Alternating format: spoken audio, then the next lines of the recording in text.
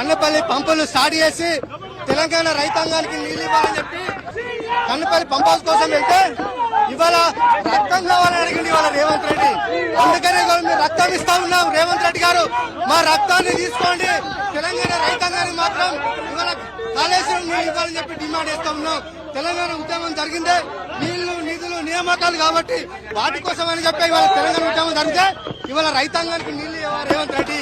నీళ్లు ఇవ్వమని అడిగితే ఇవాళ కేసీఆర్ ను రక్తం పడతావా, కేటీఆర్ ను హరీష్ రావు గారిని రక్తం పడతావా, బీఆర్ఎస్ పార్టీ నాయకులు రక్తం పడతావా?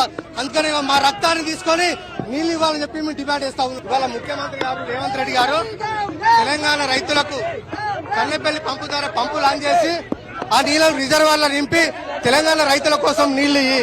నువ్వు నీళ్లు నింపకపోతే ఆ నీళ్ళన్ని బట్టిసీమ ద్వారా ఆంధ్ర పోతా ఉన్నాయి తప్ప తెలంగాణ నష్టపోయింది. కేసీఆర్ గారు తెలంగాణ కాళేశ్వరం ప్రాజెక్టు కట్టింది తెలంగాణ రైతుల కోసం.